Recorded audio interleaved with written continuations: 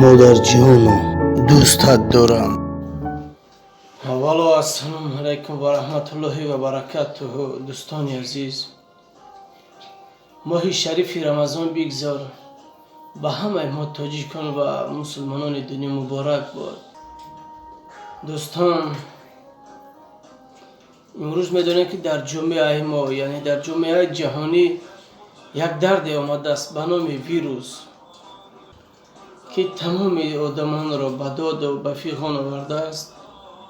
بیا همه کسا دعاگوی باشند در حق مادران و در حق مادرانی که در مهاجرت هستند و مادرانی که در غم فرزند، در غم جگربند خود در تاجیکستان هستند. دعاگوی باشند، بگذار که همشان سالم و به درد به غم باشند. مادر جانم دوستت دارم. مادر جان، الها جاویدان غم را نبینه، همیشه سربلند و شاد باشه. مادر جان، ما فرزندان همیشه دعاگوی هستیم. مادر جان، دعاگوی هستیم الها درد را نبینین. خدایا خداوندا درد را از سر مادران ما نیست و نابود بگردان. مادر جان، پسر غریبت تو را یاد کرده است. مادر جانم، من مهاجر در یگان درد خود نگاه نکرده یاد بر یاد تو دارم.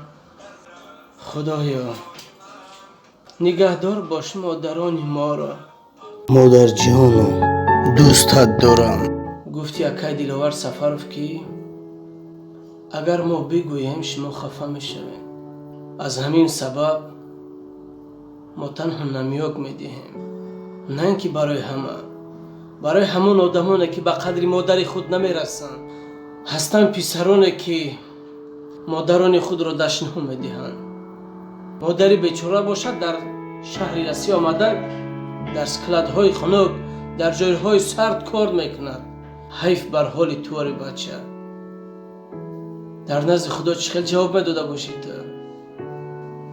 شکمی گرسنه با کار میرود تا که اگانس می کار کند فرزند خود را خوراند، اما فرزند ناخلف چیکار میکند؟ از پشت یک زن که گرفته است، او زن در هر جا یافت میشود. او چه قوچه میگه، مادر خود چه دشنا میده. افسوس افسوس. مادر جانم دوستت دارم. به هر جا روی یافت شود زن، به هر جا روی یافت شود زن، نیابی تو مادری جگربند. به هر جا روی یافت شود زن، نیابی تو مادری جگربندت. هی برادر چی گویم دیگر که جای بحث نمانده است. وطن ما را از این درد نجات خدایا و صف طبیبان ما را زیاد بگردان. مادر جان مرا هم شفا ده، بی درد و بی غم و نگهدارشان باد خدایا. اهل عائله مرا و اهل عائله تمام مردم تاجیکستان را و تمام مادران تاجیک و تاجیکستانیان را از این درد بلا نجاتشان ده، شفا ده خدایا. بر ملت ما را نگهدار باش، باز بر وطن برگردانی، بر نزد مادر خود. آمین. الله اکبر. مادر جانم دوستت دارم. مادران را دوست دارین، احترامشان کنین. به خاطر زن، به خاطر یک مال و ملکی دو روزه دنیا نرنجانین، زیرا آنها بهشت هستند. بهشت را هیچگاه نرنجانین. مادران خود را هیچگاه آزار ندهین. از پشت یک زن در همه جا یافت میشه برادر، اما مادرانه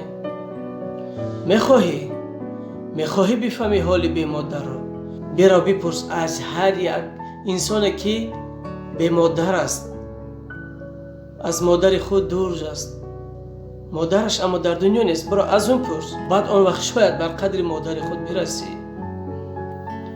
خدا نگهداری هر یک ما و شما باد. مادران را دوست داریم، احترام کنیم. در این دنیا فقط ما باید تا وقتی مادران ما هست ما باید آنها را مثل گوهر چشم نگه داریم. خیر، باقی در پناه خدا باشین دوستان. مادر جانم دوستت دارم.